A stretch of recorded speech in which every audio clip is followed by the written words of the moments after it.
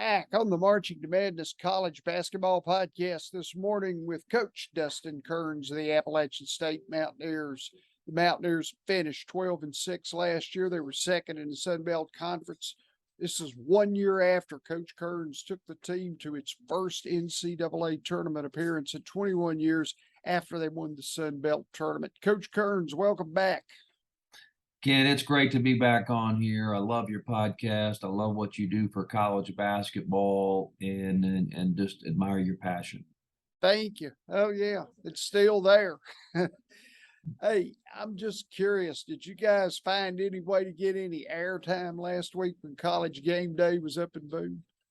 Yeah, our chancellor did a wonderful thing. She gave away free tuition to best posters, to the best three posters. Fortunately, I was one of those judges. And so, was able to get on game day and experience that. And once again, just an incredible week for our entire university. Our football program has just done a terrific job. But it also gave an opportunity to really broadcast this area and our wonderful university. Sure. And you had another solid year in 21-22 last season. League play, you won 8 out of 9 in the Sun Belt, and 4 of those were on the road. I noticed. Talk about the mentality of this team as it was able to kind of grow up and find its own niche and win in so many road games, especially in the conference. Well, I would prefer not to talk about the Sun Belt because it gives me my stomach hurts. I'm going to need some Pepto-Bismol and things like that because it's so competitive. The Sun Belt is so good. There's so many good coaches. There's so many good players. It is a tremendous conference. And so, yeah, I think it's the third most competitive conference in the country as far as there's more close.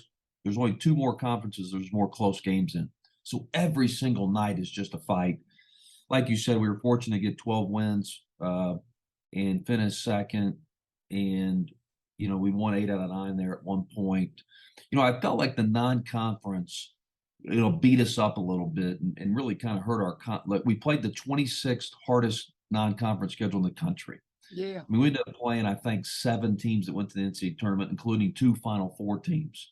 Now, it ended up, battle testing us and preparing us for the ever, ultra competitive Sun Belt. However, it just beat us up a little bit, including, Furman and Iona, which were 2 teams that I think, were very, very good. We played both those on the road.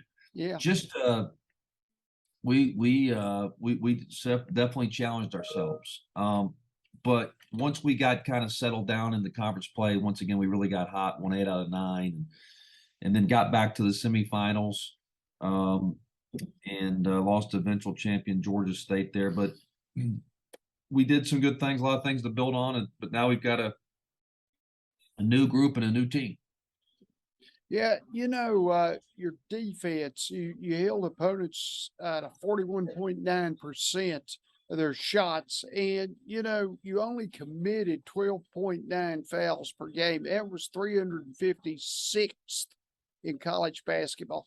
Talk about your philosophy on defense and how your kids embrace this, and they do a great job in the process. Well, I give credit to our players and our coaching staff. We've got a tremendous coaching staff, and I give credit to our players for really buying in on the defensive side of the floor. And we just hopefully created a little bit of identity there. Mm-hmm. And it's just hard not to win if you're good, if you're not good defensively. It's just really, really hard, especially in the Sun Belt. It's just feel like you've got to be good defensively. And so we will hopefully continue to improve there. We've got some athleticism, some versatility, some length that I like, and this could be our best defensive team. Cool. You got a really good player back, Donovan Gregory. He's your leading returning scorer, and he'd been able to, as he'd been able to be a key last season, scoring the ball and in many other situations. Donovan is a Swiss Army knife. He can do a little bit of everything. He can defend. He's a really good defender, but also he can score the ball. He's one of our top assist guys. He rebounds. He had a game a couple years ago where I think he had almost a quadruple double, and one of them is what even points. He had blocks, steals, rebounds, and assists. Wow. And I think he had 4 points, but it was one of the most crazy stat lines you'd ever imagine. But he's just a winner. He's good at everything, and we're fortunate to have him. Yeah, and CJ Huntley's another guy. He got lots of different features in how he can score the ball.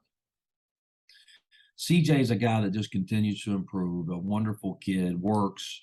He's really improved his body, and he's a guy we're expecting a big year from, and he's really, he had 2 Sun Belt games last year on the road where he had over 20 points, and so he's certainly, shown those capabilities, and certainly we're really, really excited about CJ. Yeah, I know you're looking to up your shooting percentage, and in that regard, I'm just curious, does that include a change in how you may attack offensively? Yeah, we lost some scores and some shooters, and so we've had to tweak some things, adapt some things, and really try to figure out what's best for this team. And so you know what, there's some fun in that. There's some fun in kind of figuring it out, and I've enjoyed coaching these guys so far. Sure. Now you've got a group of kids who were role players in Xavier Brown, Michael Eads, and Bryant Green. Just curious about the logistics of them as they look like they'll rise possibly into starting positions. Xavier was hurt last year. Xavier played 19 minutes as a freshman in the Sun Belt Championship game, but last year, suffered a knee injury and really, really missed him. And so he's back and healthy. Michael Eads started some games here and has really had a good off season, continues to prove his body. Bryant Green's a preferred walk-on, local kid, good player. But we've got also Chris Mantis and Terrence Harcum that, were freshmen last year that have really, really improved, and we're expecting, big contributions from those guys too. As the head coach at the Division I level, do you feel like that you are given enough time, to prepare once you lose players? Do you have enough time in the off season to prepare? I think that's a great question, and I don't know if I have the full answer to it other than college landscape has changed. Uh-huh. So I have changed my philosophy on the off season, and we're doing some things this off season that we've never done as far as preparation and team and things like that. And so, I do think we all have to adapt with just trying to, bring in sometimes 5, 6, like this year we got 6 new players, right? Bring in 5, 6 new players, and some freshmen, some transfer, whatever it may be. And so I think that, and then, certainly they come in the summer, but you can't just all of a sudden go 0 to 100. Sure. As a coach, you've got to really help them get in shape. You've got to help them learn some things before. You can't just go 0 to 100 as far as practicing. Guys will get injured, and so I really, take all those things into consideration. And so, you pose an interesting question. I'm not sure I have the answer to it in the sense of, but I do think I have adapted so far. Yes. Oh yeah, definitely. Now, you've got another kid there, Justin Abson. He averaged a double-double last season in Florida at his high school. Justin Abson is a good player, a guy that we recruited very, very hard. He's a great kid. He's done well in the classroom. He's done well on the court. We went on a summer tour to the Bahamas this year, and he really had a good preseason. He's long. He's skilled. He's a really, really high IQ, basketball IQ, and so he's doing well for us. Summer tour to the Bahamas. Talk a little bit about, okay, you're going to get, your basketball in and stuff, but what else for your team does that encompass? Yeah, I think that those tours are excellent in the sense that you really get the team bonding. You get especially with a lot of, we got 6 new guys. You get ahead with the practices, but you get to play 2 games against other competition, which is helpful. Hmm. But I think most importantly, you just get time together, you get the bonding, you get the experience, and I think those things are really, really, really helpful. Coach, you look at college sports right now, lots of the thematic discussion is about the transfer portal, it's about the NIL. How how tough is it, again, in your position to be able to, navigate those processes? Well, I think that two of the biggest rule changes in college athletics happened in the same year. You've got the transfer rule and then the NIL, and I think that they both have very some positives really to them, and I think that we're all still learning and navigating. I think that the players deserve and the money and things like that, and Sure. they're a big part of the quote entertainment business that we're in, and so they deserve that. And I think this is a great time for college athletics to adapt and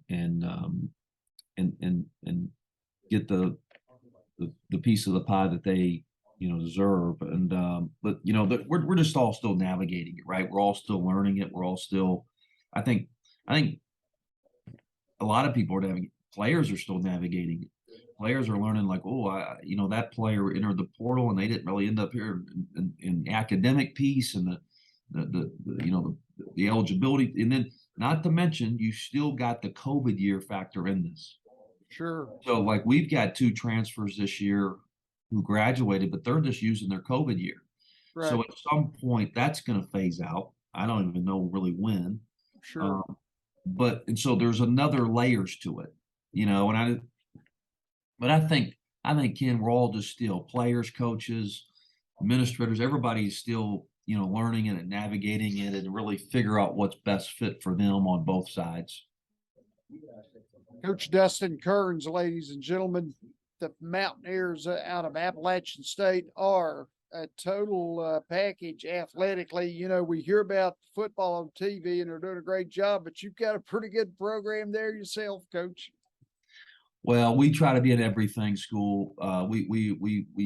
There's no bigger football fans than us, and we're Yeah. Coach Clark and them do a great job. But you know what? It helps this school. It helps everything, and certainly there's a lot of other programs here. Our soccer team is doing really well. Our new volleyball coach is off to a great start. Field hockey, our wrestling has won championship after championship.